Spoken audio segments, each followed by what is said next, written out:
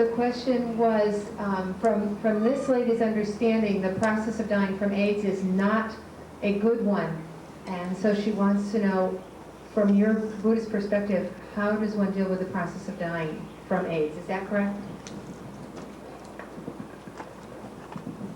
Well, the process of dying is good or bad, depend on the person. Even you contract AIDS, if you practice mindfulness, you confront death meaningfully, I think you can die peacefully, which I have tried to illustrate in my paper. 3 or 4 monasteries are preparing the patient to die peacefully, and on the whole, I think they have been successful. So, do you try to instill that in the student before dementia, or what do you do with a patient who is not conscious and has illness? Do you try to instill that kind of a process in the person before they experience dementia or unconsciousness? Well, of course, the idea is for everyone, not even AIDS patients, all of us. I think to be aware of death is very important for those who are living. I think because in many cultures, people are afraid of death and do not want to confront death. That's why they live very luxurious lifestyle, which is harmful to themselves and harmful to the others, and indeed harmful to the environment, and exploiting natural resources far too much. And this is the new religion of consumerism. I think if people are aware of death, I think their lifestyle will be much simpler, and it would be good for physical well-being, mental, spiritual, and I think this is the best way to prepare for death, not to be afraid of death. Would each of you like to respond to?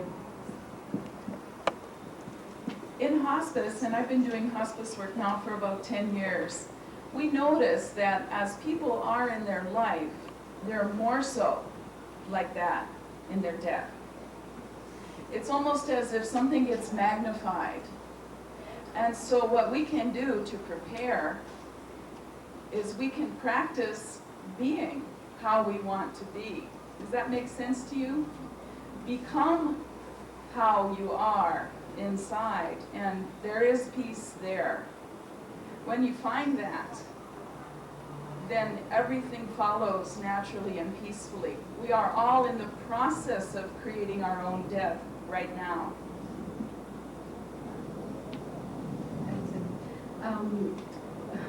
When my mom was dying, I asked her, are you afraid, Mom? And her answer is no. Because she believed in the afterlife, the reincarnation, and that her soul lives on. And that is shocking to me, because I was afraid. I was very afraid that she died. I would lost a loved one, and how could I survive? How could I live on without her? But it's comforting in our culture, and my father is here in this room, and he's 78 years old. And he has this wonderful attitude, being old and proud of being old. He could walk around and say, I'm almost 80. I mean, he even brag about how old he is, because it's some positive about things about our culture is being old is good. And I often come to him to ask questions about things that I don't know. It is just a privilege to be this old and know that my dad has wisdom and his life experience, and he too believed that there's life after death, and how the better you are, the gooder you are, you will be reincarnated to a higher self, and therefore you hope to teach you to be good, to really be a good person. Therefore, you come back to a higher form. And that's what probably motivates us to be good in our culture. Another question. Yes? Oh, just a comment. I lived in a temple in Thailand in the late 70s, before the advent of AIDS. I am absolutely amazed. Would you perhaps like to take the mic? Oh, sure. I lived in a temple in Thailand before the advent of AIDS in the 70s, in the south in Nakhon Si Thammarat. I'm absolutely amazed and delighted that the temples are taking over the work of caring for those with HIV and AIDS. I can only wish you all well and a good continuation of your excellent work.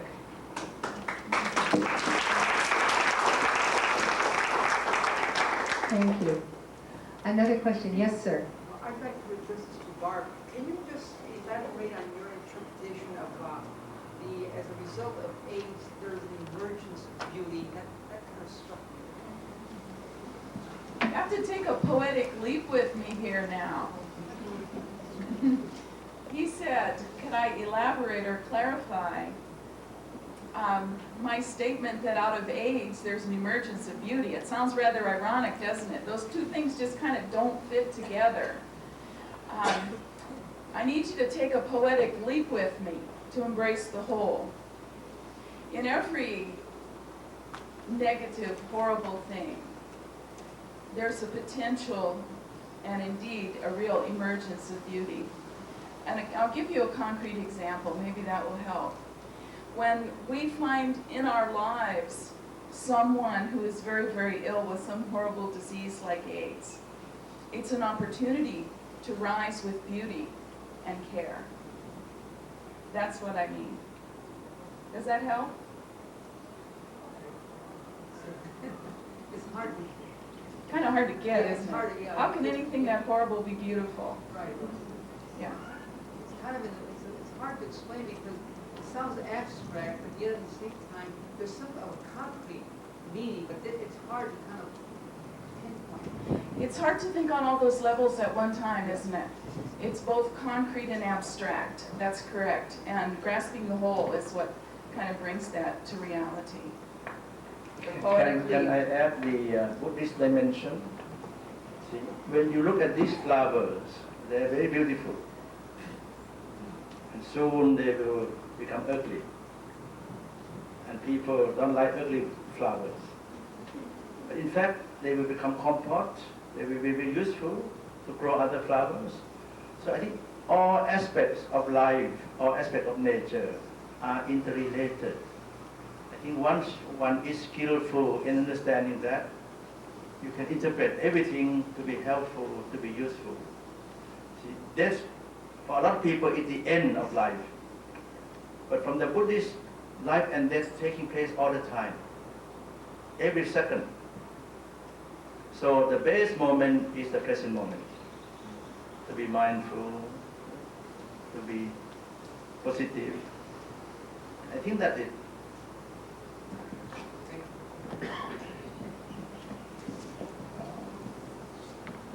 Another question? Yes, over there. For the professor, you made mention of the fact that it has something to do with cultural influences as to whether or not the government of Siam is reacting to HIV and AIDS in your country. Could you elaborate on what you mean by that? Why is the government of Siam not reacting to something that's so potentially fatal? I think to be fair to the government, they are now acting. But because most governments are afraid to admit the facts.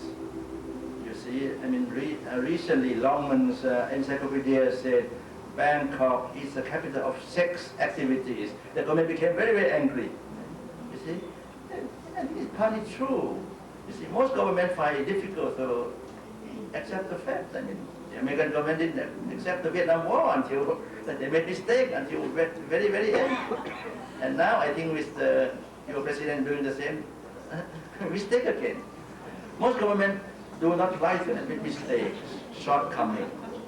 But to be fair to the Thai government, comparing to the Burmese government, the Chinese government, and so they are at least now accepting the figures.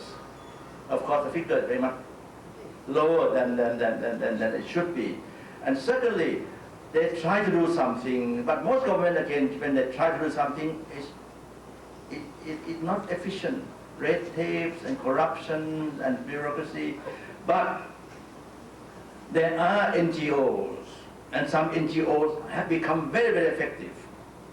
But unfortunately, those NGOs have not yet used their own traditional culture and Buddhism meaningfully. And this I have been trying to have dialogue with them. And hopefully that will take place soon. Because that also is very important for us. Because the Thai have a very conceited idea that we were never colonized, which was true politically, but we were colonized intellectually. And we have not yet decolonized that. So for anything they want to do, confronting AIDS, they only follow the Western model, which I think is quite good, the Western model, but it's not the only model. So I think once the Thai realize that their own culture, and particularly their Buddhist culture, has something very meaningful to help them, perhaps they can come out to this crisis in a more meaningful way. At least we have now trying with 4 or 5 experiments. And I think now they're beginning to be interested, at least in the case of Prat Alongkot. I'd like to ask you to differentiate between one example perhaps of the difference between the Buddhist model and a Western model. What would be an example? Well, you see, a Western model, as I understand it, you see, you treat any disease on the physical level. This body is physical, and you're contracting something, and you try to get rid of that through chemical, physics, and so on, which could be very useful, but could also be very harmful. You see? Whereas the Buddhist model is that the disease is due, number one, to right view or wrong view. If you have the right view of life, the chance of getting ill is much less than the wrong view of life. The wrong view of life, that means you want success, you want money, you want so on, and you work so hard, and so on. I think that's very harmful to the body, harmful to the mind. You see, the right view is mean that the best moment is the present moment. You know, take things slowly, gently, harmoniously. I think that's the first requisite, which most Western medicine doesn't take into account. Secondly, what is wrong with your disease or whatever is due to the past karma, in action. It may be your past life, maybe immediate past action of this life. Again, most medical treatment have not taken that into consideration. And then the main factor is on breathing. See? Breathing is the most important element in life. And most people take it for granted. We breathe in when we came into life in our mother's womb. And we breathe out when we expire. That's called death. And this breathing in and out is the most important element. Yet we breathe in a lot of anxiety, we breathe in a lot of anger, we breathe in a lot of, which is very unhealthy to the body, to the mind, to the spirit. But if you breathe in nicely, properly, inhale with happiness, exhale with compassion, you're bound to have less difficulty with disease and so on. Only the last one that you get the diseases. So unfortunately, with the Western technique, you will only deal with the 4th category. The other 3 categories, which are very, very important, tend to be ignored. And I hope the West will change. I think there is now a tendency to change.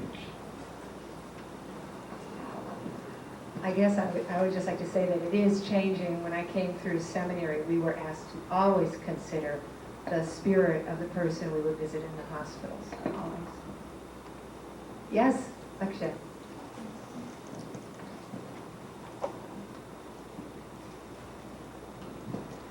I wanted to ask Ms. Musho how an ordinary Buddhist family or an ordinary Vietnamese family would counsel a person facing death.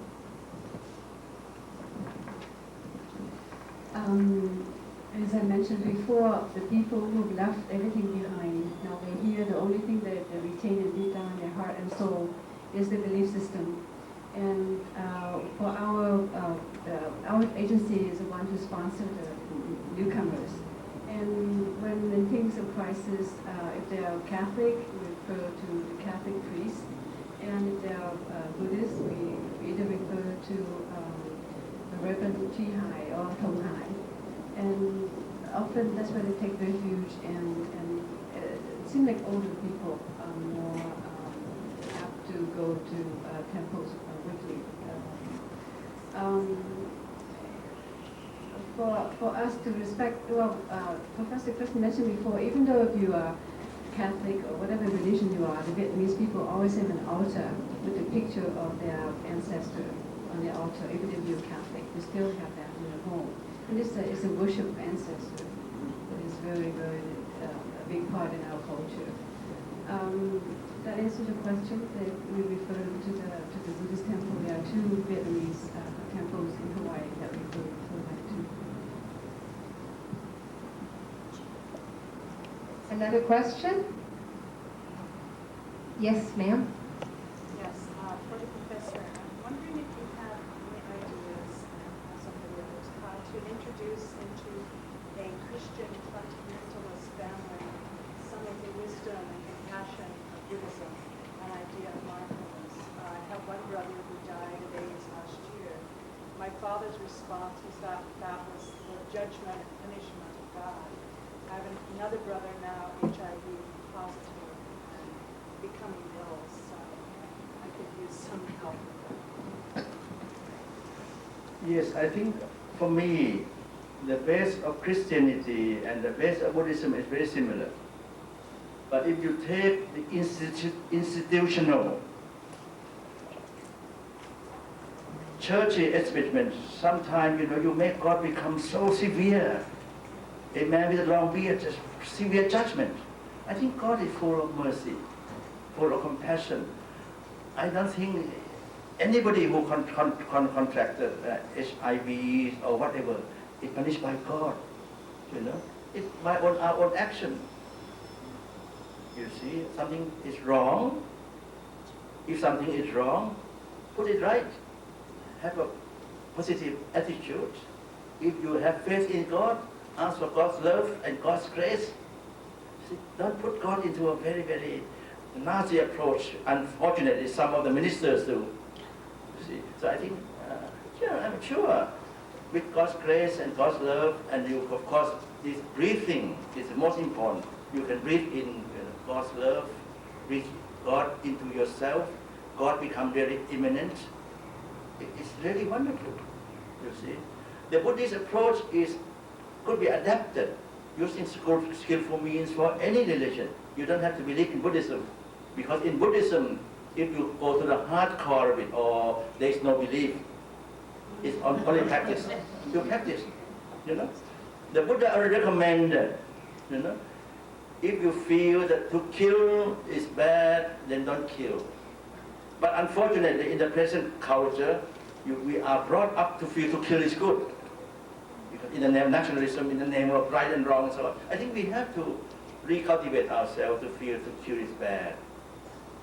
Anger is bad, and so on. I think there is room, and I think there is wonderful room in Christianity for non-violence, for love, for compassion. So for my father, how could I introduce this? Just by introducing breathing, you think? Well, I think the first, you see, if he has something deep in his mind, and the best thing is, don't confront him with that. Have some dialogue, and have some loving care, and so on, Sometimes we are slaves of our own ideas, and we believe that is our religion, which perhaps is not quite, you see. So you have to use very skillful means to make him feel happy. When he feels happy, restful, mindful, he will feel that his children are also happy and they are not condemned. We are not condemned by anybody. In fact, we are condemned by our own ideas. And we could also free ourselves by our own ideas. Got an idea. If you try to talk him out of his belief, you're just going to get in an argument and it won't help anybody, right? You could ask him a question, though, it might work. Well, Dad, even so, how will we respond to him? And you might get him to read the story of the woman at the well. That's in the Bible, a Jesus story, which he embraces an outsider like an insider. And that might work. Try it. Good luck. I think now in Christian churches that are working with AIDS, and we're doing that at Central Union, what we try to remind people is that AIDS comes from a a germ, a bug. It is not sent by God. It is sent by a microbe in your body. And that God sits with always the person who has AIDS. And then there is a responsibility for the lifestyle, of course, that will help you to be where you might get that microbe in your body. We have time for one more question. Is there another? Then I want to thank all of our speakers this morning and our respondents for being here.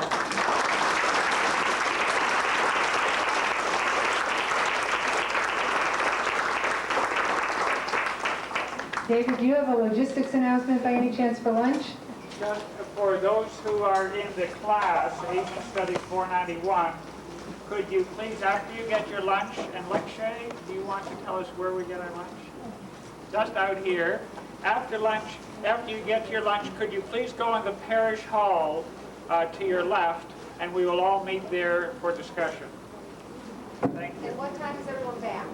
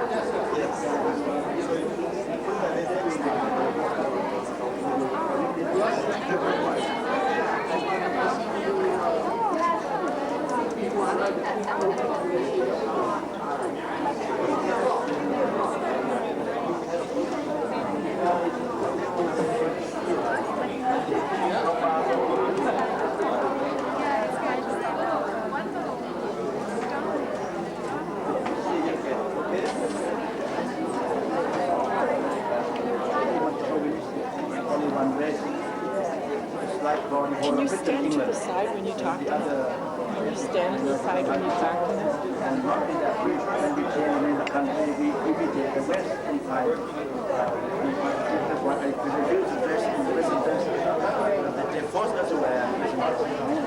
Thank you very much. Very difficult.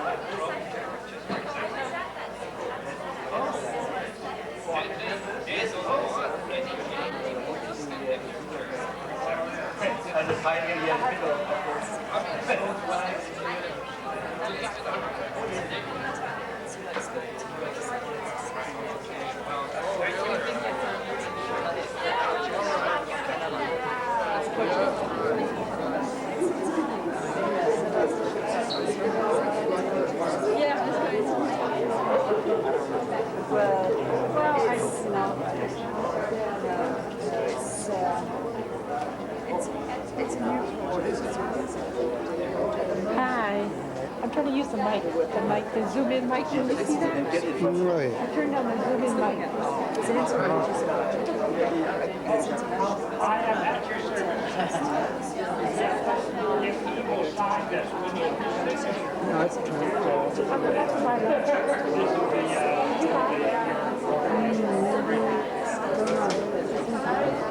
That's okay. Did you buy lunch? Yeah. You did? How much you paid? $5. Is there extras? No. Extras?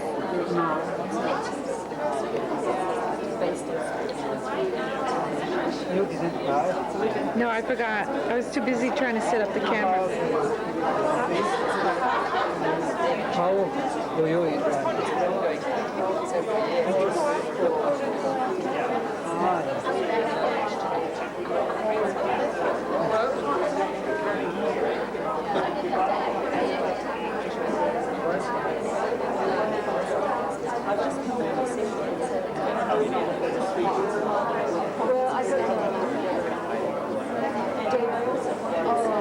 David Chuck is good at really good. We got to know he visited his channel in Lisbon. And I think my friend that he wants to and just always about his but I'm proud of it.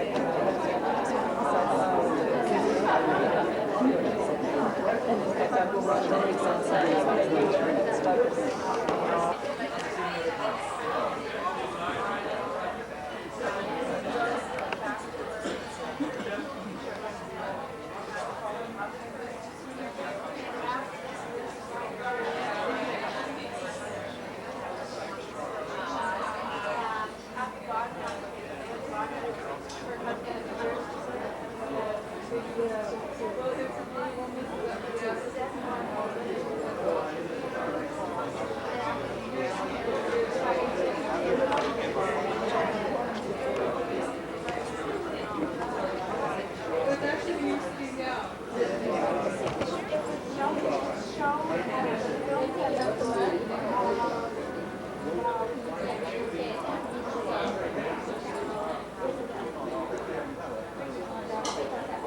I forgot to buy lunch. Is there extra lunch? Careful of the... Is there extra lunch? What? Is there extra lunch out there? Any what, lunch? Yeah, I forgot to buy. Oh, I'm sure there is.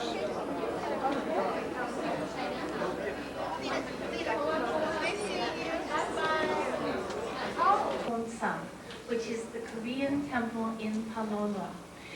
As you know, the temple has experienced certain difficulties with the neighbors. Therefore, we're asking that people please carpool next week. Parking is extremely limited.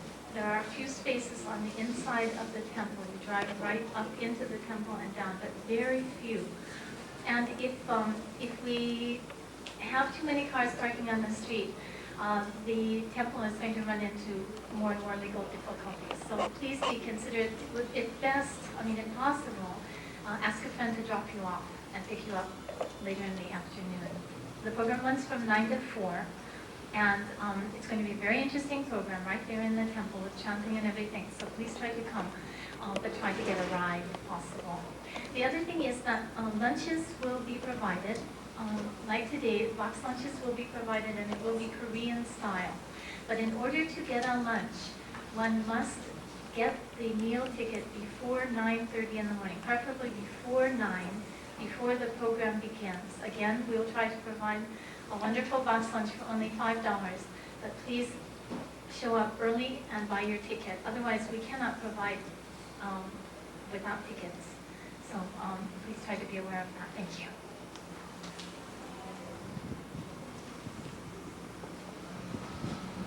In preparation for next week, tomorrow evening, Sunday evening, June the 4th at 7:30 in the Mamiya Theater at St. Louis High School. You all know Mamiya Theater in St. Louis High School?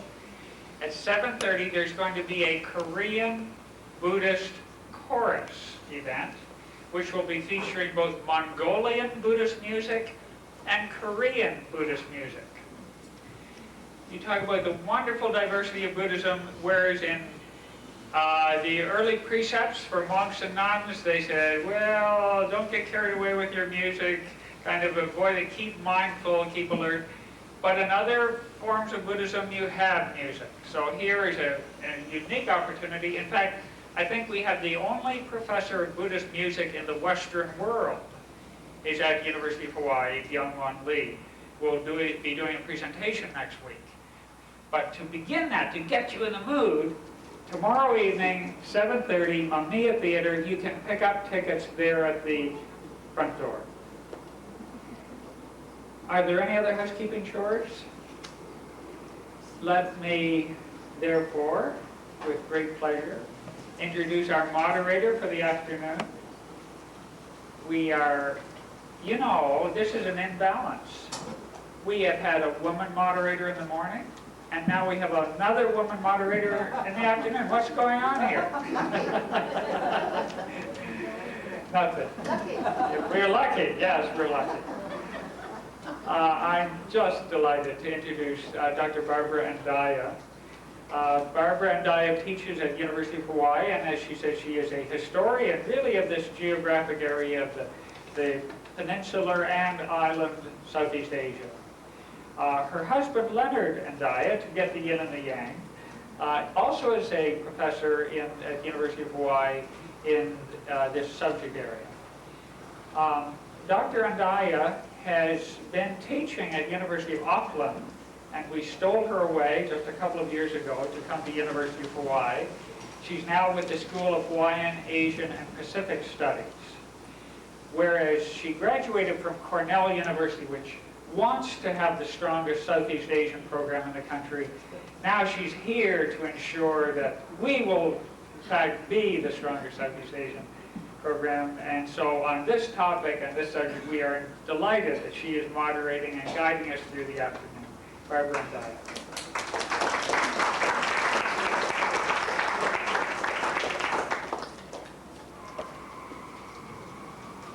Thanks very much, David.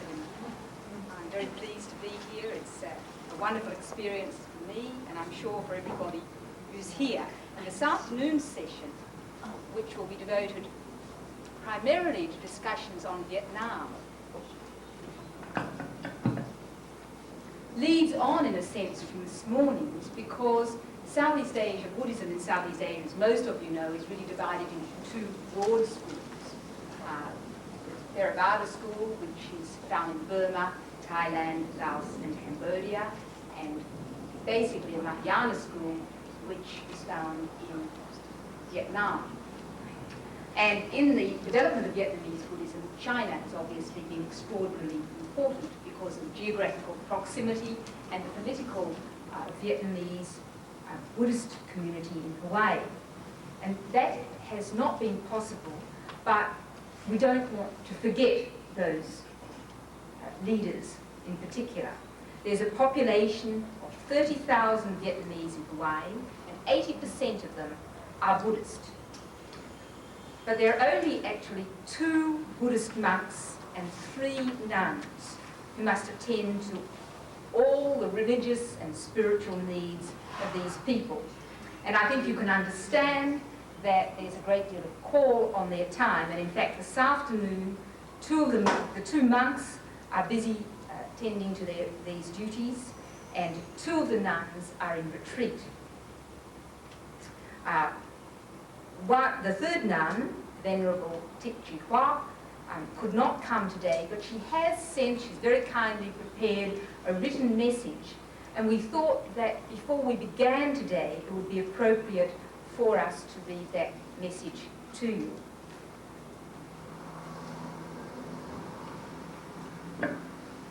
This is what the Venerable Thich Chi Hua wrote.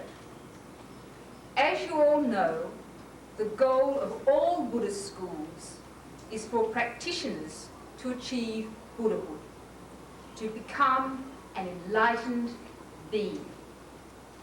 The essence of Buddhist teaching can be expressed in 2 major concepts. The first is practice, and the second is purity of mind. Purity of mind cannot be achieved by study, nor by verbalization. These are useful, but by themselves they are not enough. It can only be fully attained through practice. There are many methods to reach this goal. The Buddha taught 84,000 methods. Each method is like a medicine for a given illness at a given time. The medicine is not in itself good or bad.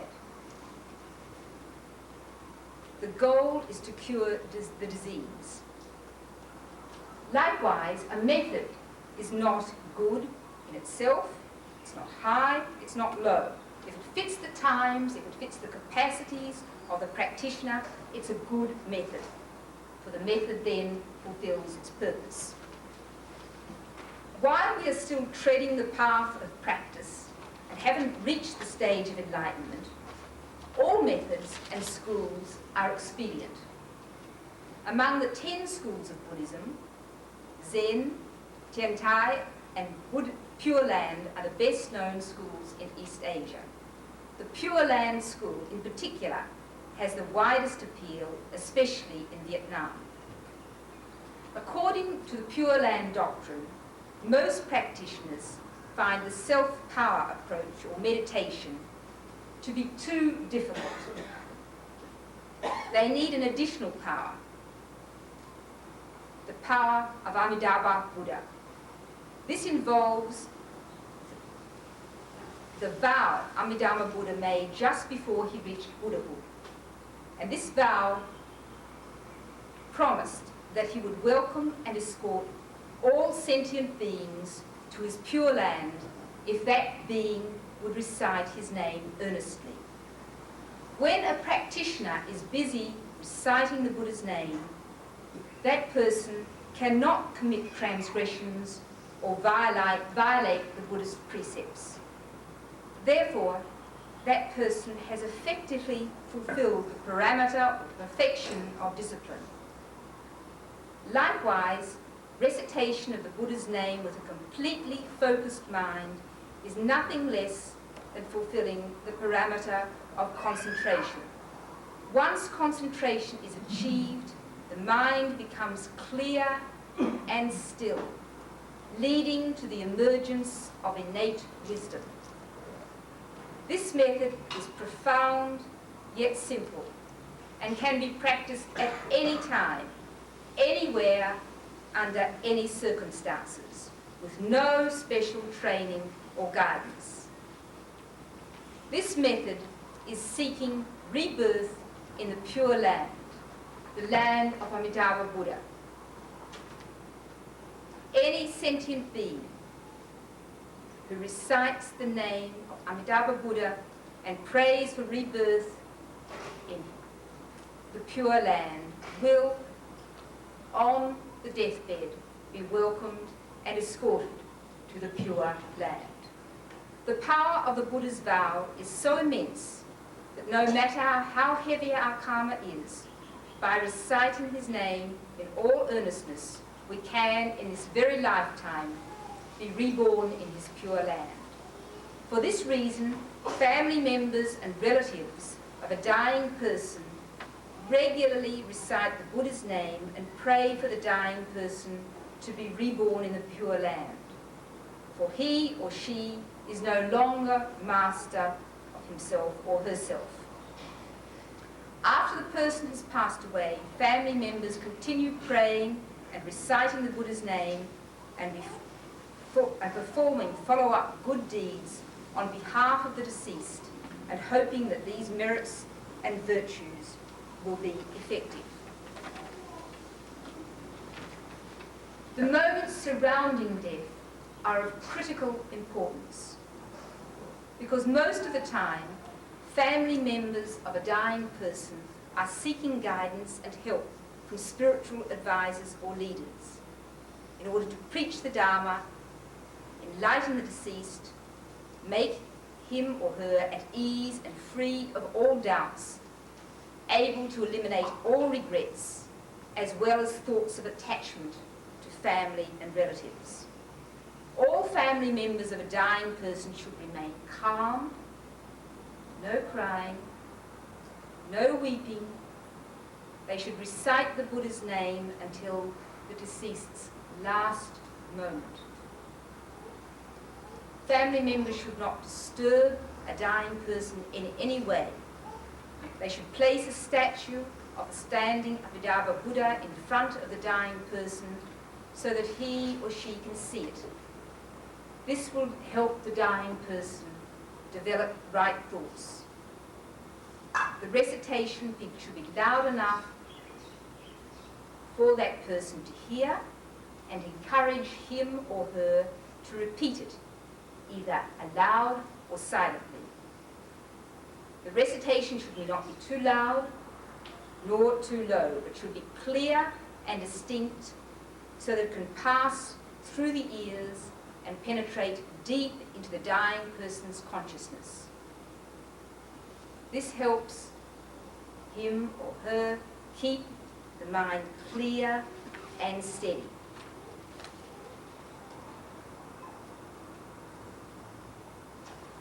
At the moment of death, the most important thing is not to rush to move or touch the body in any way. The family should wait about 8 hours or so before cleaning and changing the clothes. Again, there should not be any crying, weeping, or loud noises of any kind. This can be very harmful, as it can cause the deceased to develop thoughts of attachment and prevent him or her from achieving liberation. Even though the person has stopped breathing, consciousness has not yet left the body. The deceased may still experience feelings. After the 8-hour period has passed, the body can then be prepared for the funeral. For the funeral, only vegetarian food should be served and no animal should be killed, no offerings made, and guests should not be entertained.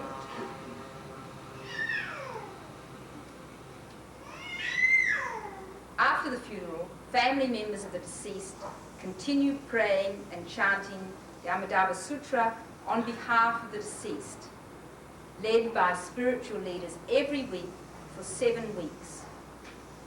This is the critical period so that the deceased can be reborn in the pure land.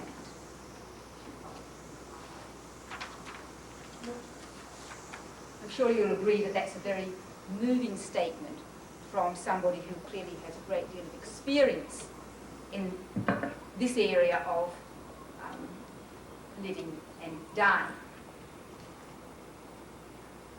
I'd like now to move to this afternoon's program.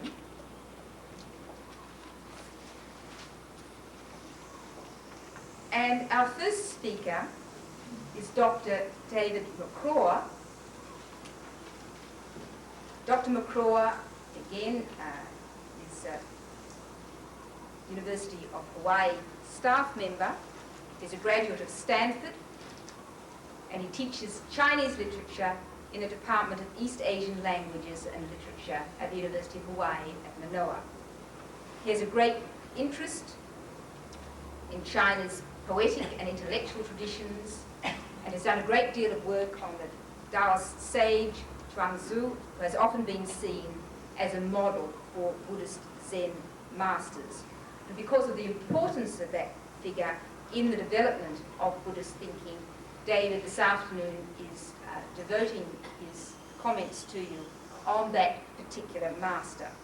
And we're very fortunate to have Dr. McCaw's presence here because of his very deep knowledge of the intellectual development that lay behind much of Buddhism in China as well as in Vietnam. So I leave it then there, and thank you, David.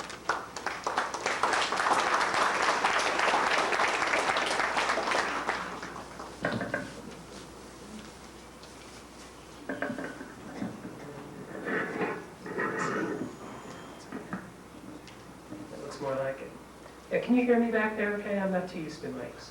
It's all right? Yeah. That was such a wonderful introduction. I wish it were all true.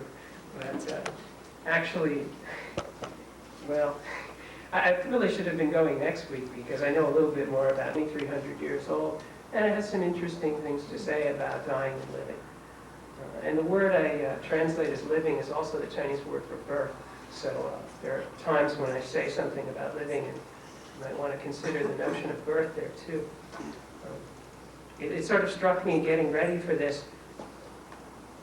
I sort of feel that most people across different cultures, insofar as they look at themselves as one particular organism, have a pretty common view about living and dying, which is that they love life or cling to it and hate and fear death, and that's a sort of a natural position as long as you're looking at a particular individual, and that the main consolation seems to come in when you take a wider view and see an individual as just a thread in some larger weave. And well, in the Chinese case, the typical example of that larger weave would be a lineage, a family, a corporate lineage where you love and revere your ancestors, those who went before you, and in return, you can count that those who come after will love and revere you. And that takes a lot of the sting out of physical death. I suspect that's widely true in different cultures, although that's just a guess. And so, what's distinctive about the Chinese culture? I'm not quite sure. Even within any one culture, you have a lot of variation in the way people look at life and death, right?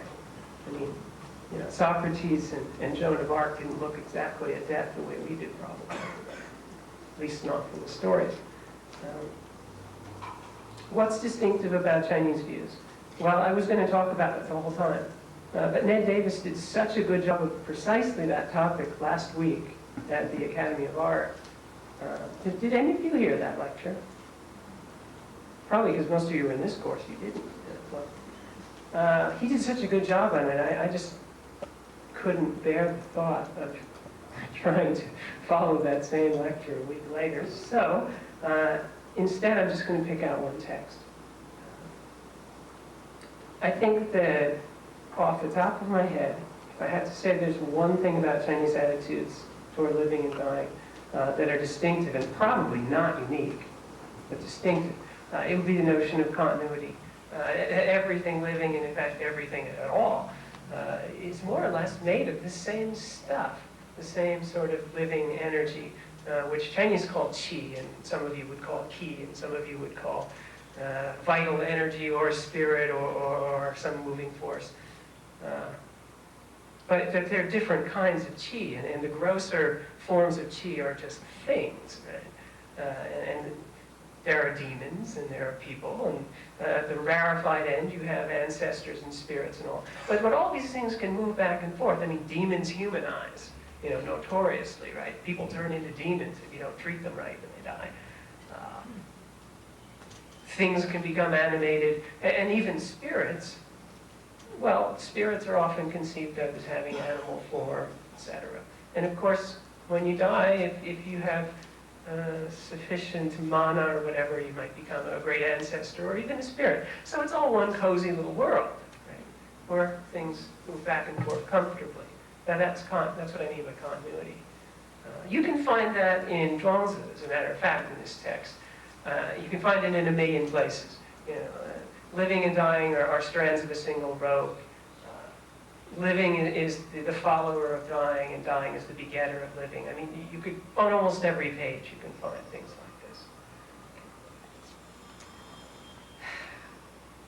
like this. One thing, though, that I think I need to stop and mention is that Zhuangzi is very famous as a Taoist thinker, and you might have one of the three great early Taoist thinkers, and you may have some notion about what that means when I say Taoism, or you may not. If I have 1 minute to say what Taoism means, it's going to be right now. I'll give you a very brief metaphor for what I think is at the core of Zhuangzi and why you call him a Taoist.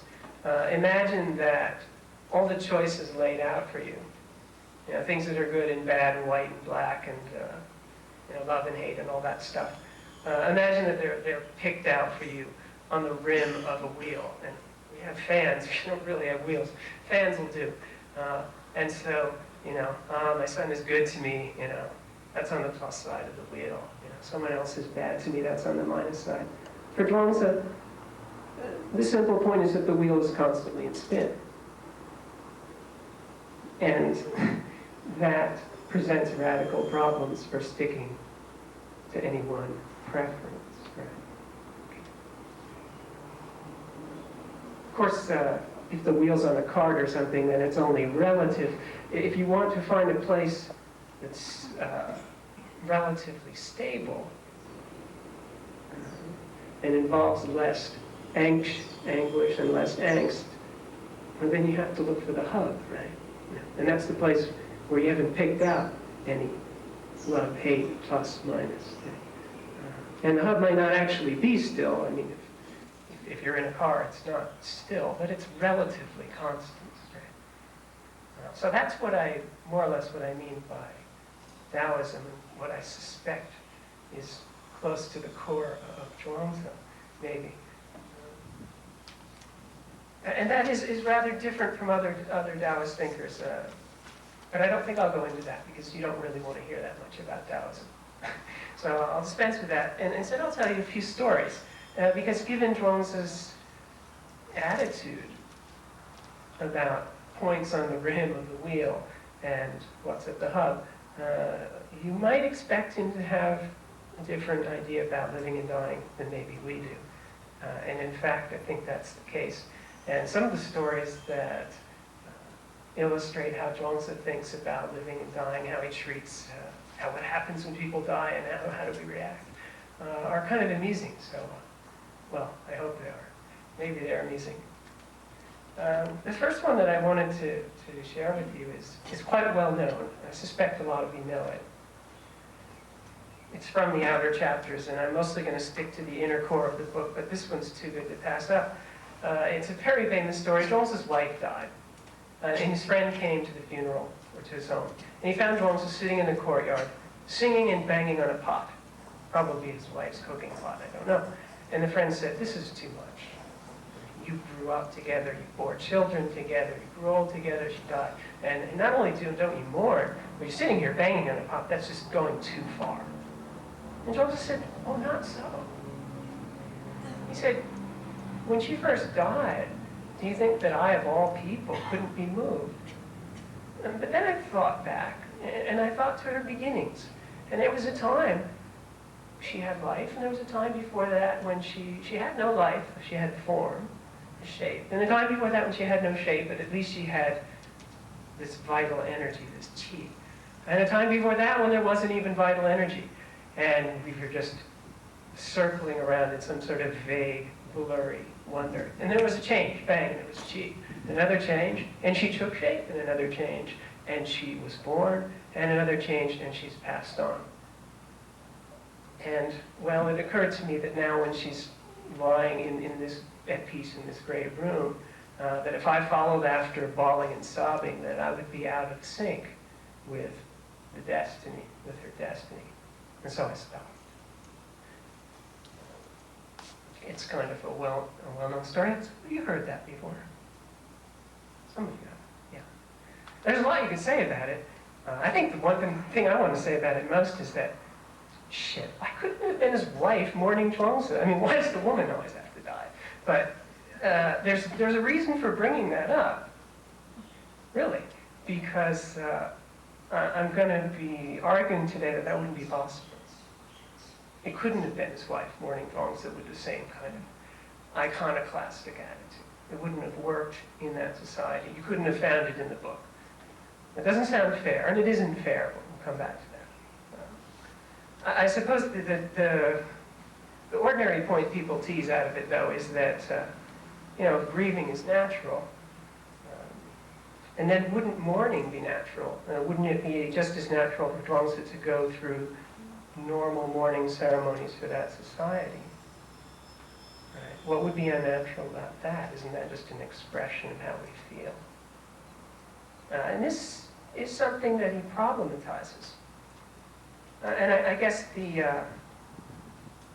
sort of a polemical story, and I guess the point is that, oh, sure, mourning is natural, and perhaps eventually coming to terms with it as natural, but who can fix the expression of it, right? There are many ways to express it. Zhuangzi chose to sit there, sing, and bang in a pot. And is that expression necessarily invalid? So what he's doing is kind of problematizing different cultural expressions of grief. So that's one story. Right after that, there's that's with a wife, now remember. This is very important. We're going to come back to this. Another story involves someone he doesn't know. Zhuangzi's on an errand. He finds a skull on the ground. He starts questioning the skull. He's kind of teasing it about, what terrible kind of life did you lead that you came to this? And that night, Zhuangzi goes to bed and he pillows himself on the skull. In Chinese, we use the hard pillows. Do any of you know that? But anyway, he's pillowing himself on the skull. As people have said, we all do that every night anyway, but back to the story, and the skull appears to him in a dream. And the skull says, well, from your talk, sir, you're a bit of a sophist, aren't you? I mean, all your words betray the entanglements of a living person. The dead have none of that. Would you like to hear my lecture about dying? And the Chinese word for lecture happens to be a sister word for the word for pleasure, and so it also is, would you like to hear my pleasure in being dead? Zhuangzi says, oh, sure. He says, it's just wonderful. I don't think I can remember this. Anyway, the skull says, in the dead, there's no rulers above, there's no servants below, there's no service, no work through the four seasons.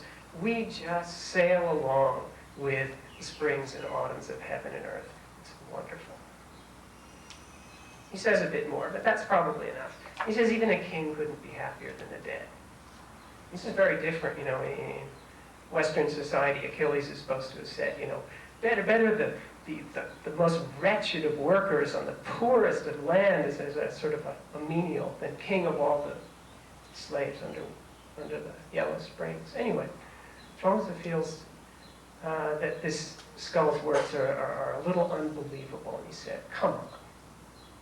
I mean, if I could get the arbiter of destinies, the person who says when our lives end and begin, if I could get him to bring you back to life, put flesh back in your bones, take you back home to your family, your friends and all, you'd do it, wouldn't you? Come on, tell me.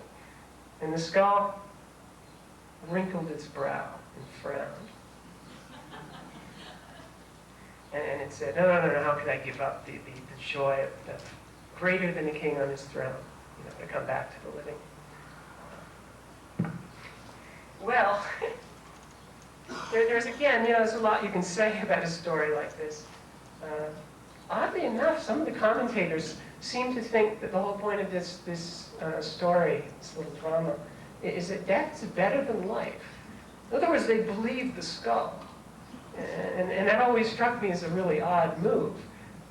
Because in the little drama, what happens is the skull, although he claims to be quite happy, he comes back to the living, gives Zhuangzi a lesson, gives him a big rhetorical exercise in persuading him that death is better than life, and then wrinkles up his brow at the end.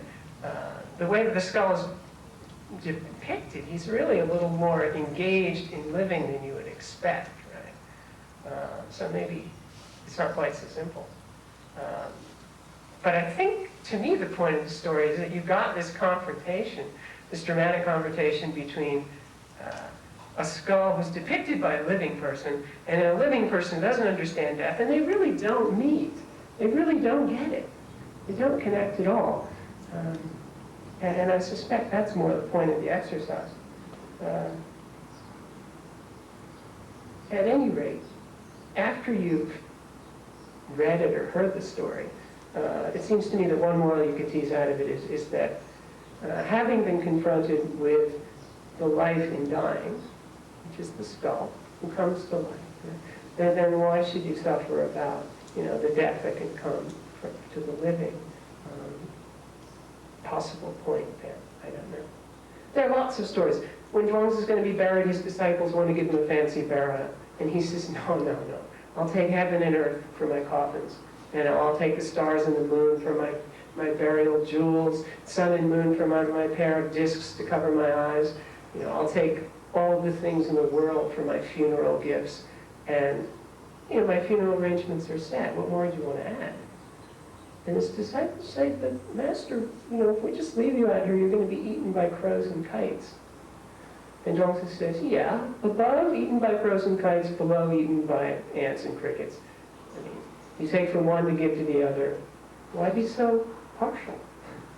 And this again is fairly typical. It's not that Zhuangzi and Chinese at the time were particularly into sky burials. That's not really it.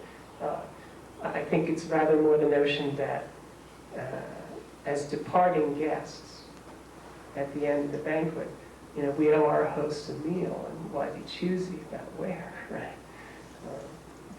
So that's in connection with disciples, with the master-disciple relationship. And Zhuangzi is giving a teaching there. So he's got a motive. There's a couple of funeral stories about friends. Most of them grow out of problems about how to deal with transformation. And some of them involve people enduring quite crippling illnesses and treating them with great equanimity, I suppose would be the word. Perhaps I won't read that. But there are 4 masters and 1 dies, and there are 3 and 1 dies, and the remaining 2 are sitting there singing in front of the coffin. A Confucian comes along and says, this really is disrespectful. And they say, you just don't understand the meaning in the ceremonies. And he goes off crestfallen. And you find in these stories that clinging to any one form of mourning seems rather partial. And perhaps even clinging to the notion that there's a person that meant a lot to me, and I'm going to mourn him as if he's still there, and I'm going to express my own loss. That may be a bit out of sync with the destiny, perhaps. But the one that I really want to move to, because I think it's the most difficult of the death stories, and it's also the one that's going to eventually get around to the point I'm trying to make, is about a mourner who's the eldest son, in fact, the eldest descendant in the family, mourning his mother. And the disciple is asking, actually Confucius, but Confucius in this text is not at all the Confucius you've probably heard about. It's a little bit different. Okay. The disciple says, look, this fellow Mengsun, which literally means eldest descendant, he wailed when his mother died, but he didn't shed a tear. In his inward heart, he didn't suffer. Conducting the funeral, he didn't grieve. And in spite of these 3 failings, he's famous as the best mourner in the world. Master, is it really true that some people have the name but not the substance? I'm really confused. And Confucius says, no. He says, Mengsun's gone beyond all that. He's gone beyond even knowing. Then it gets difficult. He says, it's just in not being able to simplify it anymore that he's already simplified it. Mengsun doesn't know how we're born, how we die. He doesn't know how to approach the time before, the time after. And if transforming, he becomes one thing rather than another, do we have to require that he's awaiting some unknown transformation? It gets weirder after that. And at the stage of changing, how would he know about the untransformed? At the stage of not changing, how would he know about the transformed? Maybe it's just you and I who haven't begun to wake from a dream. This fellow, he has alarms of the body, but no damage to the heart. He's got lodgings overnight, but no death of what's vital to him.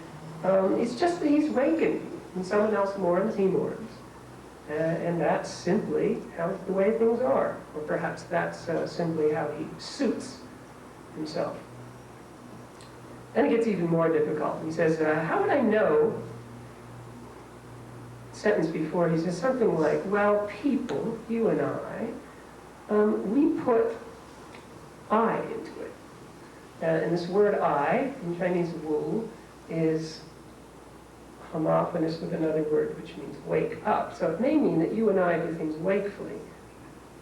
Or it may be that you and I put I into it. But how would I know that what I call this I, this wakefulness, I, isn't, and the text is blank. I suspect the missing word is dream, because he goes on, you dream you're a bird, you fly away, you dream you're a fish, you plunge in the water. In any case, the Confucius as he sometimes does in this text, gets very, very spacey, hard to understand. But it seems that the gist of this is that this fellow mourning his mother is the best mourner because he's oblivious. He doesn't feel anything at all, apparently. And that does seem odd, but he just sort of follows the way things are. And apparently, this fellow in his trance is contrasted with ordinary folk who want to put I into it, or who want to put wakefulness into it, or who at least want to introduce some kind of distinction between things and I, waking and dreams, etc. In any case, Mongsun doesn't do that. Now, the point of all these, what I wanted to show, is that the teachings that you get when you're talking about a friend, when you're talking to your students, you're talking about mourning a wife, you're talking about mourning your mother or a superior, and I think we could analogize that mourning for a father, mourning for a lord, which aren't in the text. They're different. And the obligations you owe are different, which means that he doesn't have one view about dying or attitudes toward dying. It's just part of how you deal with living. And that kind of fits if you think about trying to put points on a rim of a moving wheel, right? You're going to end up with various problems, maintaining any kind of constancy in your preferences or your distinctions. Coming back to the reason why I said Zhuangzi's wife couldn't have been mourning Zhuangzi and say beating on his pipe or something and singing "Happy Days Are Here Again." The reason you couldn't have that is because the way, even for Zhuangzi now, even in Taoist, the ways you mourn people depend on your relations with them when you're living. And we usually think of Taoists as just being completely free and not caring about anything and just whoopee. But it's actually not that simple.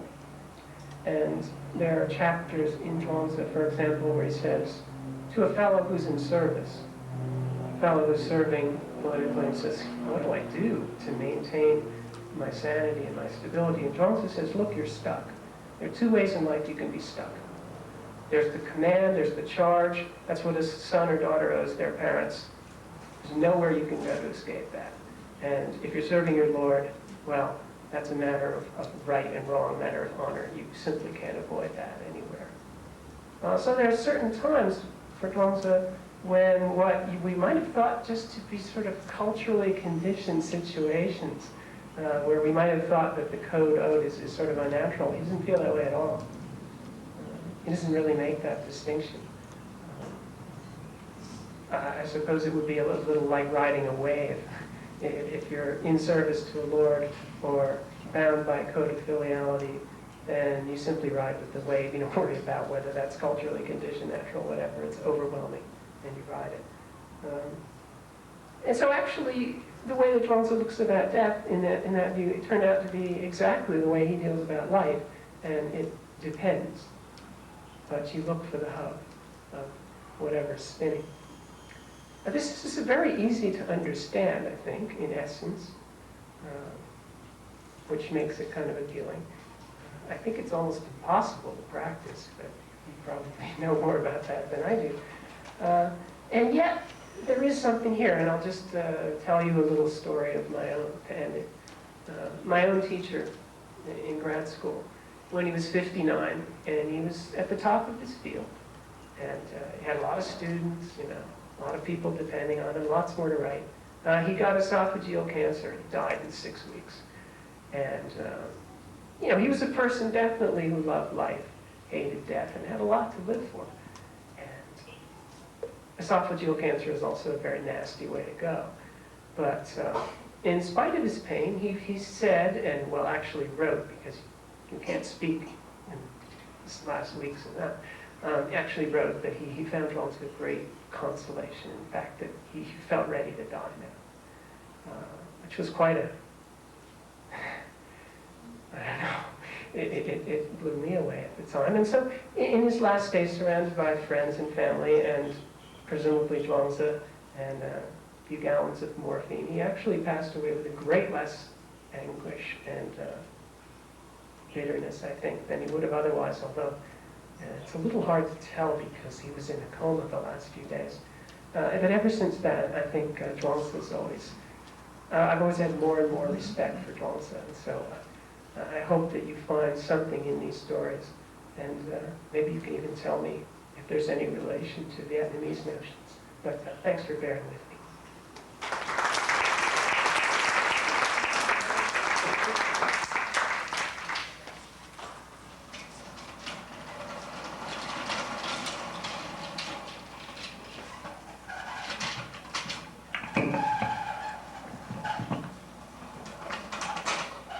I want to thank David on behalf of you all.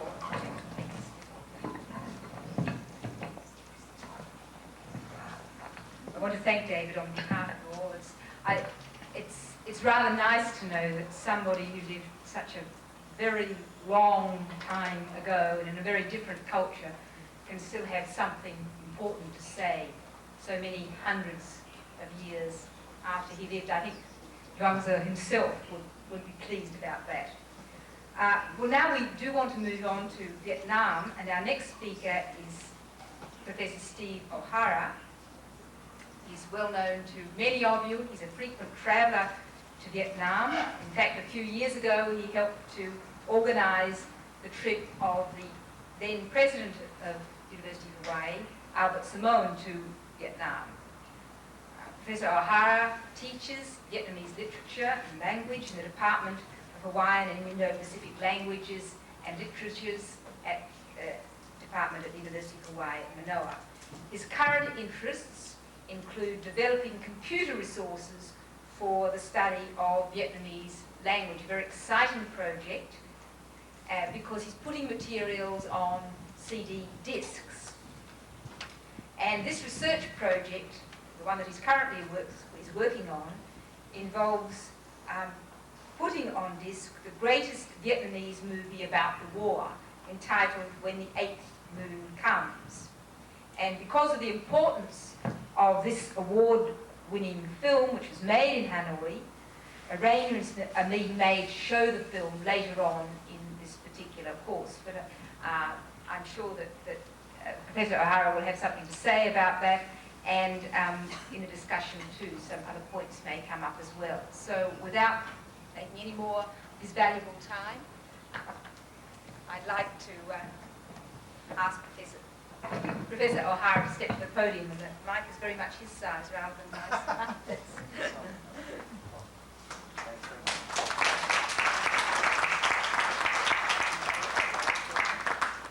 Thank you very much. Yes, there's been a little bit of change in the order of events. In that, when I first spoke to Dave Chappell about this conference, and he asked if there was something I could do, and I said, well, I'm really very busy, so why don't you show a film that's probably better than I could do anyway? And he said, no. I told him about this film, which is called When the 10th Month Comes, and that it, in fact, is a film which deals very much with how the Vietnamese, especially in modern times and especially in times of war, handle questions of death and continuity. But for various reasons of time and so on and so forth, it's turned out that it's not going to be possible for us to include that in today's operations. It's a 90-minute film, and it was just not practical. And in the meantime,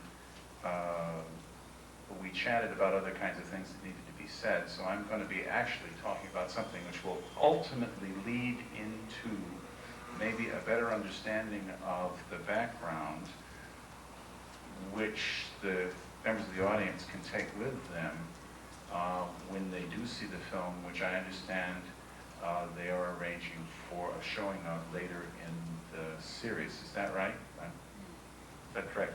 Okay. So I would like to say a few things in general about Vietnamese attitudes towards death and dying, but I would like to put them in a much larger context, because I'd like to put them both in the context of Vietnamese society, and also I'd like to put Vietnamese society in a Southeast Asian context. Now, if I speak like, can everyone hear me without this? No. Okay. I'm going to have to make like Don Ho here. I hope this is mobile. I guess it looks like it's attached to something which will bring the house down in a minute. Oh, wait, I have to get over to that. Okay. First of all, I would like to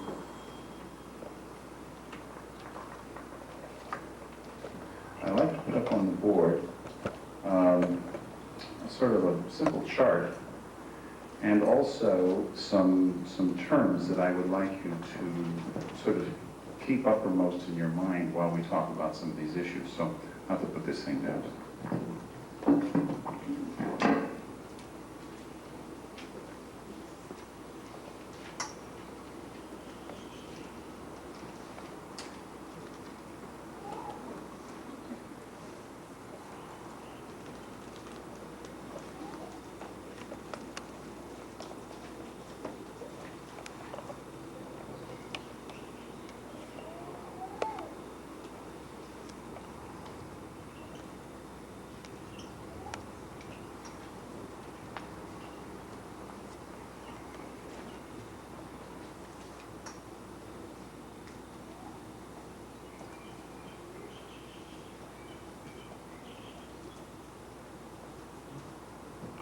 Layers, continuum, hierarchy, tolerance. Probably like Dan Quayle, I've misspelled all four, but maybe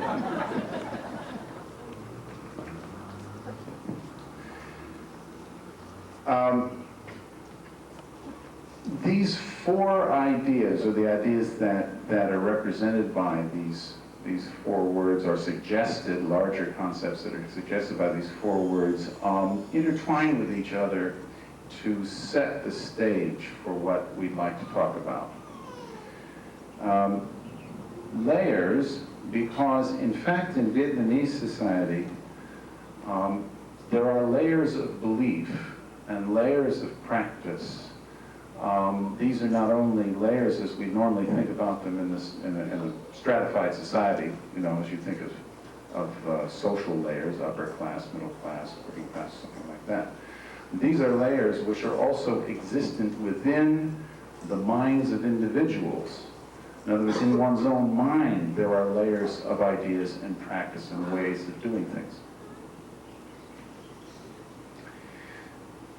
The word continuum comes up because if there is a basic Vietnamese attitude, and I'm interested because the previous speaker mentioned the word continuum, if there is a basic Vietnamese attitude toward existence, and beyond that then toward the question of dying, it has to do with continuum.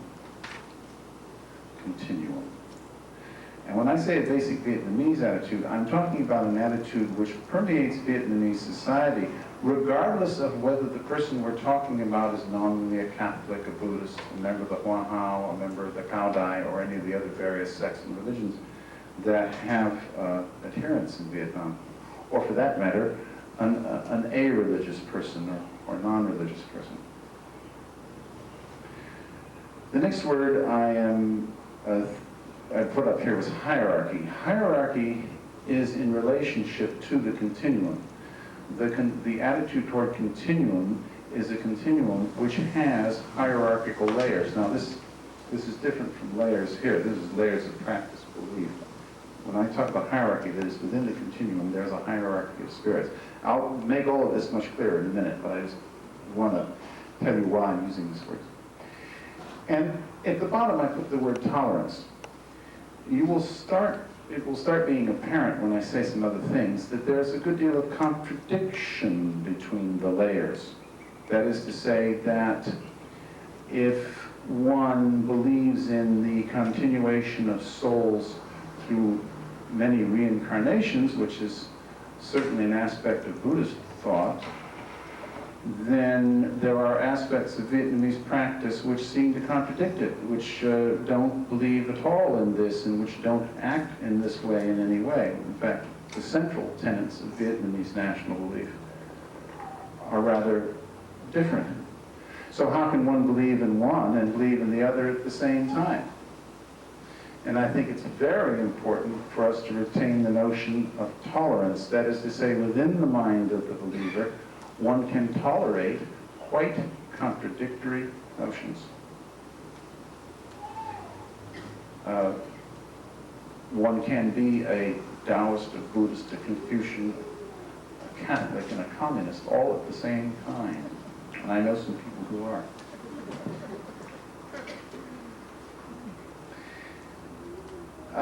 So let me now put up another chart. I would like to say something before we go any farther about Vietnamese practice of religion, ideology, if you wish, in its Southeast Asian context, because it has a very interesting, somewhat gendered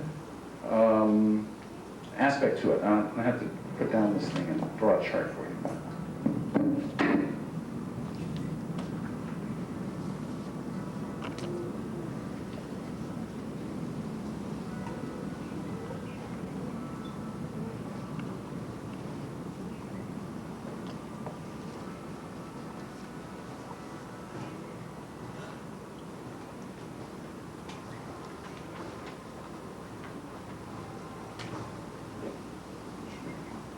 These are kind of shorthands that I'm using.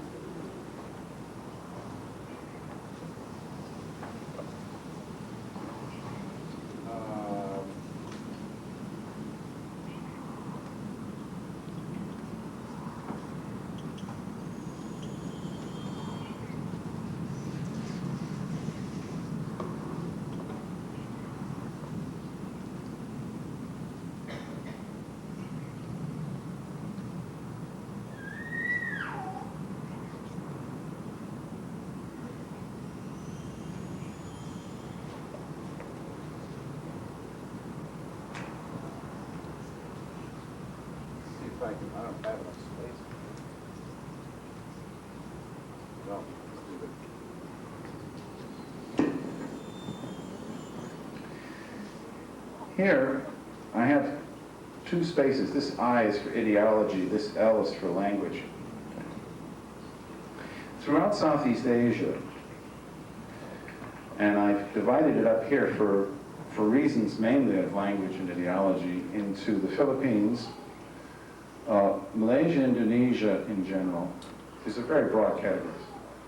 Burma, Thailand, Cambodia, Laos, and Vietnam, the odd man out to some extent, apparently only. If you look at the historical high culture of any one of these areas in the last millennium, you will find that they are all dominated by a particular ideology. In the case of the Philippines, only after the arrival of the Spanish, but the dominant religious ideology has been Roman Catholicism.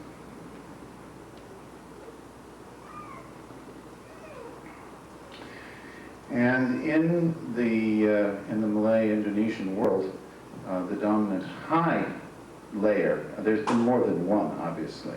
There's definitely a layer of Indian influence, but I'm talking about in the latest, in society as we see it today. There's a dominant ideology of Islam. In Burma, Thailand, Laos, and Cambodia, a dominant ideology of Buddhism.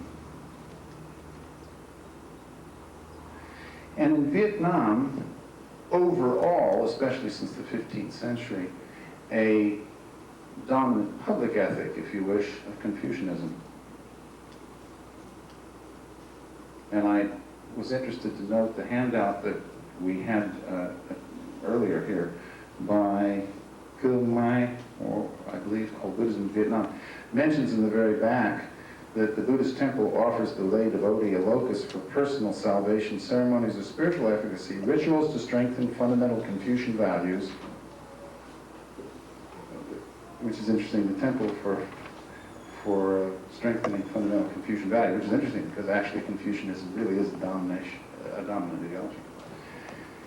Each of these ideologies, which dominates the society in Southeast Asia, is associated with a language, the language of the texts, because these are all textual ideologies. These are all ideologies that have been passed on, or religions, or faiths, or ways of seeing things, that have been passed on through written word to begin with. And the language in which that word was written to begin with is extremely important, because it confers on the people who read the text special knowledge, special power. In the case of the Philippines, Catholicism was, especially at the beginning, in Latin and also in Spanish. These are not native languages to the Philippines. In the case of the Malayo-Indonesian world, Islam, of course, the Quran, the Word of God, is in Arabic. In the countries in this swath of Southeast Asia, mainland Southeast Asia, Burma, Thailand, Cambodia, and Laos, the language of the Buddhist texts is Pali. Pali, which is a daughter of Sanskrit, if you wish. Pali, which is in fact ultimately related to English, and the other Indo-European languages, and in no way related to the languages of Southeast Asia. And in the case of Vietnam, classical Chinese, and this includes the Buddhist documents that came into Vietnam later were also in classical Chinese, but the language of Confucianism is classical Chinese. These are the languages which the priesthood can use. These are the languages of ritual. These are the languages of magic. The languages themselves take on a certain aura. When I was a kid, and taught about the Latin Mass, we said, hocus pocus dominocus. We didn't know what the guy was saying up there. My father can play dominoes better than your father, or something like that. The guy had power. He had this language. We didn't know this language. He could talk to the higher beings. He had somehow power through language. And this wasn't the language of all of us, and it was not a language you could learn easily, and it took a lot of study. Now, if you will, pardon me for digressing a minute, you will also notice that each of these has its own writing system. Just curiously enough, both of these in a Western script, Arabic in Arabic script, if you're familiar with, Pali in Devanagari script. The Lord is vexing my notes. Pali in the Devanagari script, which is a script derived from India, and Chinese in Chinese characters. Again, methods of writing, methods of ensconcing the word, of making it look, appear, having a concrete avatar. The word is not just what you hear, not just what you chant, but you can write it and it can be seen and it has a special form, and it differs in each of these cases. Now, who in each of these societies learns these languages to manipulate these ideologies? Men. Almost entirely throughout Southeast Asia, women play a very secondary role in the manipulation of the languages and the power and the magic of the high culture. This does not mean that women are out of it by any manner of means. It means that they operate in a different sphere. And I will connect this to death and dying in a minute. This may seem that I'm walking rather far afield, but this is the point. This is the highest layer. The outside ideology in the magic outside language, the power of which devolves on men, and each of these ideologies is essentially patriarchal. Now, the interesting feature of Southeast Asia is that by and large, the indigenous peoples and indigenous tribes, and there's a fair amount of evidence going back many hundreds of years, were not necessarily patriarchal.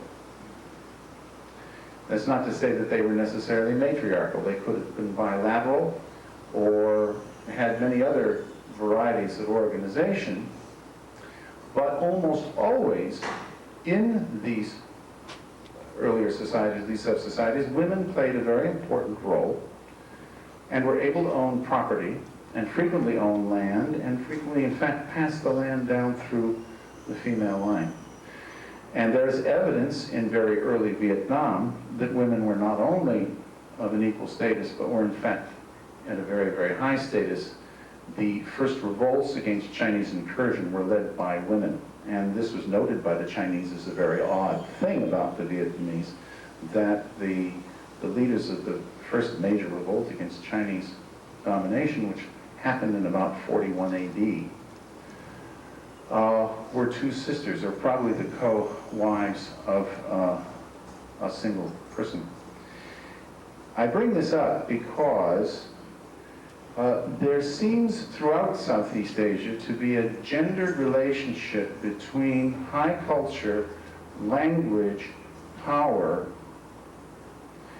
and the indigenous tradition, the indigenous language, and the indigenous beliefs, the non-outside beliefs. In the case of Vietnam, there are a set of beliefs which actually dominate people's daily lives.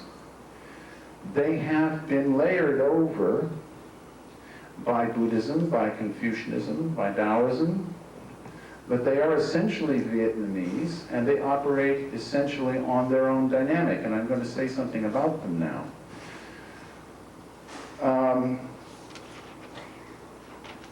Come back to the idea of continuum. The essential idea which informs the Vietnamese attitude toward life and death, as I said before, is continuum. And the idea that a soul here on earth, once it passes on, protects the souls who come afterwards. Very simple idea. When you grow up, your parents raise you. Your parents brought you into this world. They nourish you, they feed you, they educate you. They are not, and if you look at Vietnamese child rearing, it's very important to note, they are not there to set you up as an individual. They are there to set you up as a continuation of themselves. I just make a little parenthetical statement. A lot of people in the 20th century United States raised their children by reading Benjamin Spock and Barry Basilton and Penelope Leach, and I can't remember all the names of the people who write the books about how we to raise our children. And one of the essential things that always shows up in these books is you must remember that the child must learn to sleep on its own. The child must be taken from the parents and put in the crib, and if you're really well off, you've been able to get a separate room for the child. So the child has its own room and sleeps in its own crib, in its own bed. You tell it to go to bed, and if it doesn't, you come in and talk to it, but under no circumstances do you bring it into the bed with the dad and mom. That's just about the anathema. And to keep it there for any matter of time, you'll have a lawsuit in your hands because somebody will say you're up to some kind of abuse. Well, I bring this up because this is the exact opposite of Southeast Asian practice, certainly the exact opposite of Vietnamese practice. People sleep with each other their whole lives. Vietnamese children don't sleep apart from their parents, they sleep next to their parents their whole lives. There is no effort to create a separate individual. There is an effort to recreate oneself through one's children. It informs the whole of one's life. And the idea of the continuum here is that when the parent dies, the parent who has taken care of the child and fed the child goes on to another plane of existence, the child now feeds the parent. The child now houses the parent. And the rituals for dying in Vietnam, which, by the way, if you see the 10th month comes, some of this whole idea comes through. The rituals for the dying and the coming to terms with death are stated in completely different terms, because one is not coming to terms with a separation. When people die, they're not separated. It's just reversal of roles. Now you feed the spirit of the person who has departed into the next world. And Vietnamese, be they Catholics, be they Buddhists, be they whatever, this is the layer that underlies all of this exogenous, all this outside high culture that's come in from foreign places. The underneath, the continuum is that all Vietnamese that I know of maintain a respect for their departed relatives, for their departed mothers and fathers and brothers and sisters, and they maintain at least a respect for, if not a practice of, the rituals of providing food on the anniversary of the day of the death. Whatever the person might be is prepared to put on the altar, in a feeding of the soul of that person. Now, the souls of the departed are not gone. In fact, they're very much with us, and they're very much around us. They're physically around us. One of the great problems for Vietnamese dying away from Vietnam or dying away from their home villages, who is going to take care of them? Who is going to feed them when they're dead? Who's going to take care of their house when they're dead, which is their grave, as they took care of their children? So this is a very important part of the continuum, to be somewhere around, near part of your family who will continue this practice. The soul of the departed then looks on from another sphere at the life of this sphere, and protects it and intercedes with it. But of course, people are quirky, and when they pass into the next world, they take some of their quirkiness with us. You know, I mean, if they like certain kinds of things when you're feeding them, when you're taking care of them, you have to remember this. They don't just sort of cease and go into some ethereal space where they have no personal characteristics. The dead, when they pass on, have very much personal characteristics. And this brings us to the idea of hierarchy. Almost all Vietnamese villages have a tutelary spirit, have a temple for some great spirit that looks out for members of that village. Frequently it's the founder. In the 10th month, if you see the film, it's the spirit of a soldier who went away to fight the Mongols. This would be in 1285 approximately. By the way, the Vietnamese beat the Mongols. They were I think the only people who really beat them flat. Tells you something. And this soldier who was in this village is now the tutelary spirit, is now the spirit who, because of his great sacrifice to the nation and fighting the outside world, has so much mana, if you want, that he protects the village in general. And you will see this in the film. But this is part of a general hierarchy. In Vietnam, as far as we can tell, in my estimation, somewhere between 1,500 and 2,000 years, there has existed the idea of a national pantheon, and this is a growing national pantheon. The spirits of great people of the society who, once they have done something for the nation, pass on a little bit. It would be a little bit as if Victor Hugo and Pasteur and all are actually in the Pantheon in Paris, and their souls are looking after Frenchmen everywhere. In Vietnam, the people who are in the national Pantheon include, at the very outset, the two women who led the first revolt against the Chinese, and also another woman in the year 248 who led another revolt against the Chinese. Then there are fewer women later on. It seems to be a feature of early non-Confucianized, non-Buddhized, Buddhicized Vietnamese society that women played these rather prominent roles, but their spirits are in the national pantheon. And if you go to, let's say if you go to Hanoi, you will find temples to Chun Hung Dao. Chun Hung Dao or Hung Dao Dai Vung, Chun Quoc Tuan, who was the great prince who led the Vietnamese against the Mongols and defeated them. And then his spirit is in a temple, and his spirit also protects all of Vietnam. In the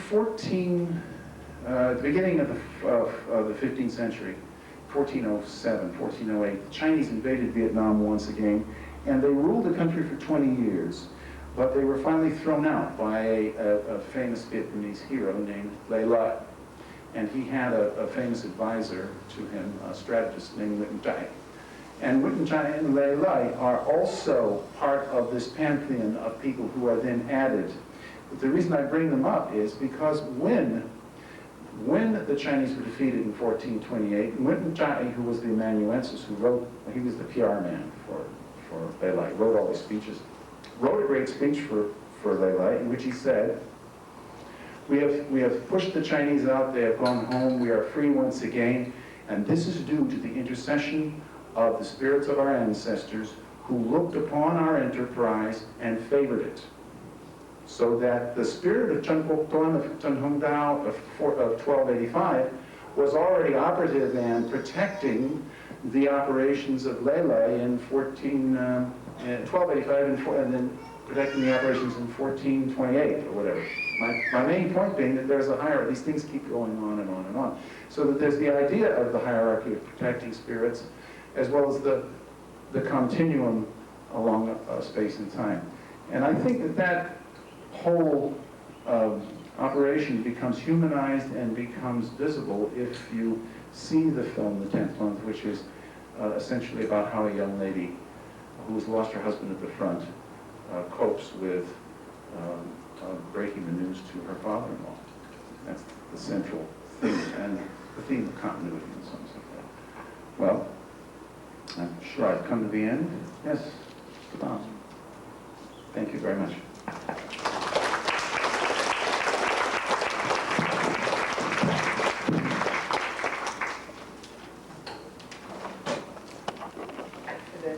For the film When the 10th Moon Comes, which you'll be seeing later on in the series. Thank you very much, Steve, for that very useful placement of Vietnam in the Southeast Asian context. And to respond to these two sessions, we have in fact a Southeast Asian. You all met this morning, Surat Sivaraksa, who was born in Siam and had his education overseas in England, but he's been a very international figure for some time now, visiting professor at California, Cornell, University of Toronto, and of course now University of Hawaii. Most of you who have interest in politics will also know him as a very brave and valiant defender of democracy in Thailand, one of Thailand's leading intellectuals and social critics, who's been very courageous in presenting his views in the face of governmental hostility. And because of his courageous work, he's been nominated twice, in 1993 and in 1994 for the Nobel Peace Prize. And we're very happy to have him in our program as a distinguished visiting professor at UH Manoa. So, can we all welcome him?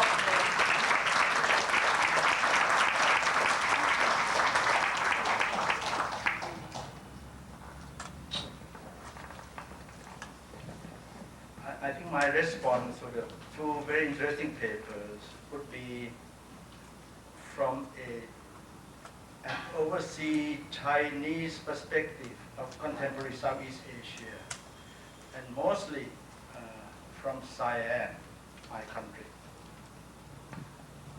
Since I don't have much time, I will make only 4 points. The overseas Chinese, of course, also live in Vietnam.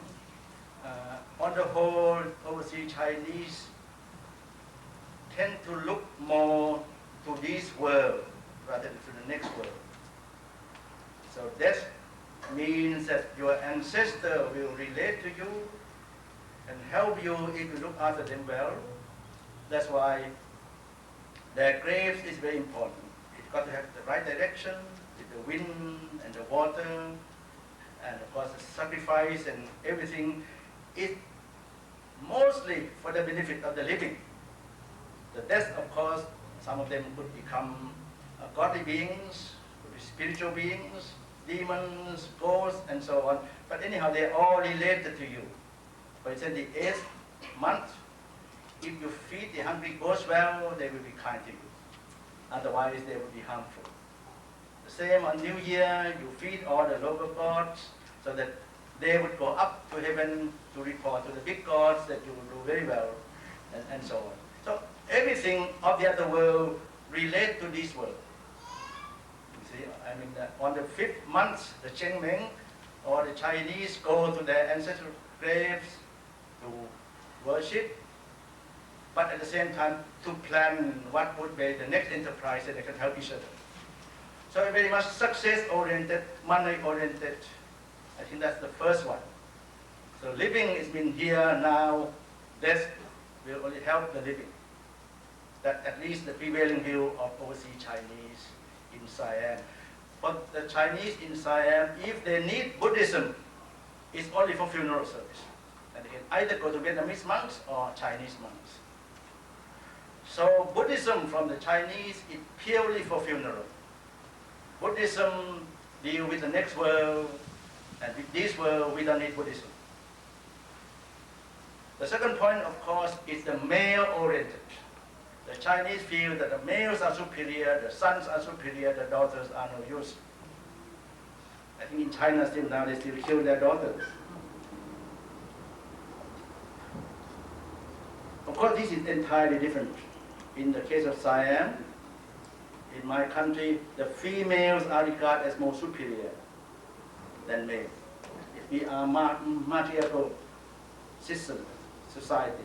As you know, the Siamese saying is that, look at the elephant. Male are the front legs of the elephants, women are the hind legs. But if you look at elephants carefully, the elephant will never move unless the hind leg starts first.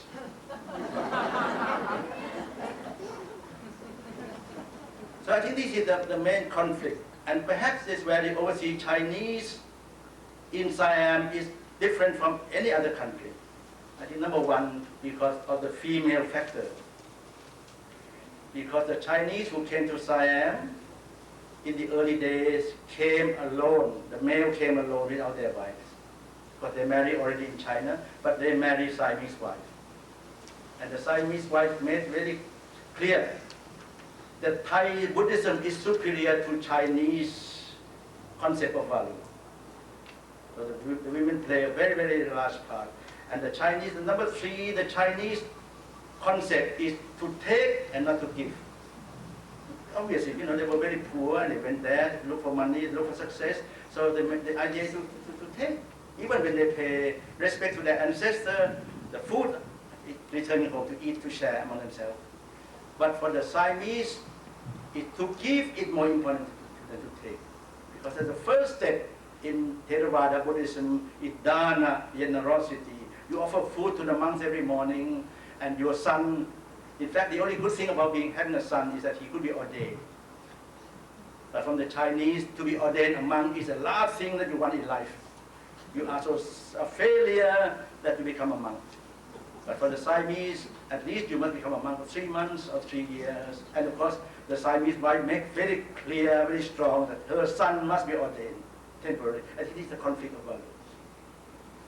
See, and then with generosity and dana to give, and with regarding monks as very important, I think this is where the overseas Chinese in my country change. And perhaps in Siam is the most successful story of assimilation. Because that's how the overseas Chinese, after first generation, second generation, they all become Siamese. You see, I'm a third generation overseas Chinese descendants. But my mother, my grandmother, my great-grandmother made clear that you will be remain Siamese and Thai. You have nothing to do with them, the Chinese. And I'm very proud Siamese. You see. Then, if you are Siamese, then as a boy, you must be ordained. With ordination, then your attitude to life and death become part and parcel of it.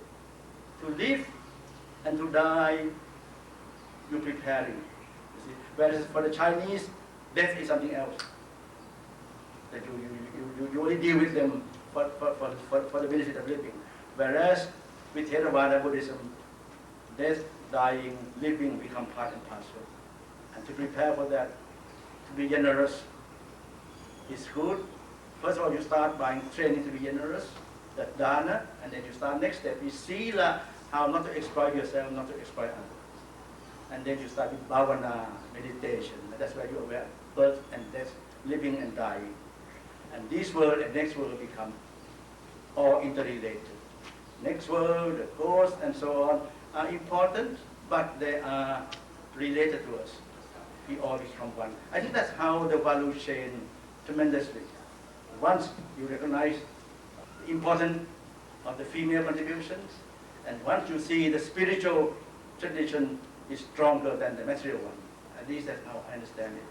Perhaps that is my short response to the both very interesting pages. Thank you.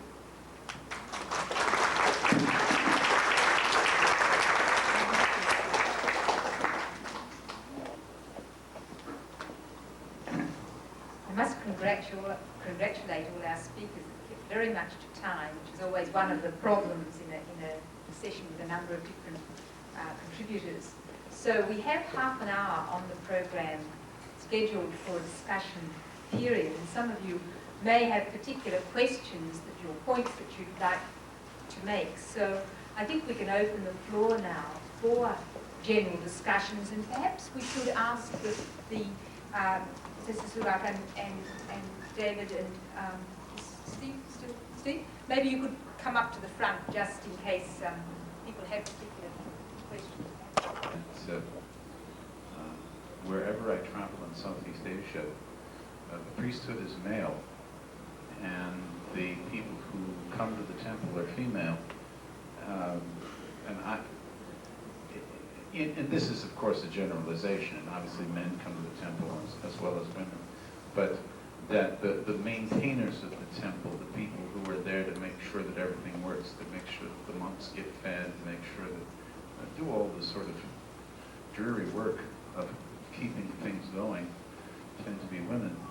And it's, if you go to Italy and you go to a church, you go to look at the frescoes or something like that. Wouldn't go for mass, but I mean, do something about a couple of frescoes. And who's in the church is a male priest or a couple or a male brother, and old Italian women who are taking care of them or taking care of the church or doing some kind of thing like this. And it seems to be a pattern around, irrespective of where you look. And I'd be very interested to hear from Sulak's comments on this state of affairs, if it's accurate for Thailand, if it has any significance. Well, I think the answer is that the men are so weak that they exploit the women all along. And in Southeast Asia particularly, the order of arms women never got that far. The Buddha founded the two orders, arms men and arms women, Bhikkhu and Bhikkhuni. And I think due to the male's jealousy that the Bhikkhuni order was discontinued in South and Southeast Asia, because the Buddha regarded men and women as equal. You see, I think that's significance. And in Siam itself, right now, my teacher, who died 2 years ago, in the Buddha Thasa Bhikkhu, wanted to reinstitute the order of Bhikshuni. I think if we have the order of Bhikshuni, the number of prostitutes will be reduced. Because one woman in a sacred order, I think it will be a tremendous help.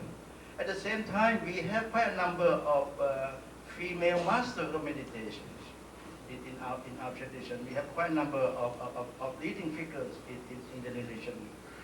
But at the same time, on the whole, the male still exploit religion. I think every religion, that has to be done, particularly by us men to do something to make it really equilibrium and harmonious.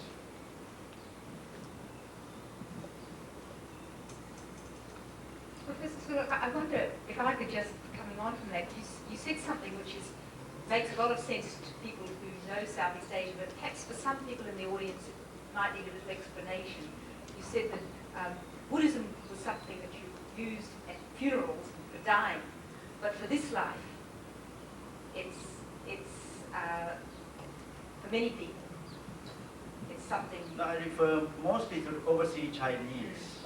For overseas Chinese in my country particularly, the overseas Chinese are on the whole illiterate. So they would not know Zhuangzi or Taoism, Confucianism. They only know certain traditions, you see, and they practice that. And they practice it merely for their own success story. And they know nothing about Buddhism. And I think it's by and large true also. Japan right now. If you ask any Japanese in Japan what Buddhist denomination they belong, they say they would know because there's no funeral in their family yet. You see? And I think that is true also by and large of East Asian people. Because Buddhism, I think, had made compromise with Confucianism a long time ago. The Confucians said, you Buddhists are wonderful, you know, in dealing with the next world, and you give this world to us. And the Buddhists have been very happy. They make a lot of money out of funeral ever since, particularly in Japan. Perhaps I could just note one thing that's rather interesting. You remember I mentioned that there was a revolt against the Chinese suzerainty in Vietnam, and there were many, but this one was in 41 AD. It was led by 2 women. And it was suppressed by a very famous Chinese general, whom the Vietnamese called Ma Yuan, Chinese called Ma Yuan. And he, of course, looms very large in the Chinese annals as a great hero who came and pacified the South and got rid of these pesky upstarts. He doesn't come out very well in Vietnamese mythology, of course. He's the evil outsider. So in Vietnam, there are temples which exalt the spirit of the 2 Chung sisters who protected at least temporarily protected the Vietnamese against the Chinese. I was amazed, and then again not amazed once I thought about it, to discover that in Bangkok, the overseas Chinese